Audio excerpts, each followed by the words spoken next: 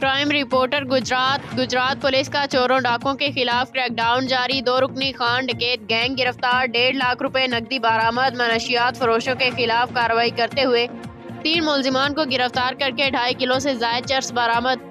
D P او گجرات احمد نواز شاہ کی زیر قیادت میں پولیس تھانہ سٹی لالہ موسیٰ نے پیشہ ورانہ مہارت اور جدید ٹیکنالوجی کو بروئے کار لاتے ہوئے رازداری اور چوری کی وارداتوں میں ملوث 2 رکنی گینگ گرفتار کر لیا۔ گرفتار ملزمان سے دوران انٹروگیشن 1.5 لاکھ روپے نقدی برآمد۔ ملزمان میں حمزہ خان ولد زکریا خان سکنہ محلہ قلندر لالہ موسیٰ، ریحان خان ولد انور خان سکنہ محلہ جوگی لالہ موسیٰ شامل ہیں۔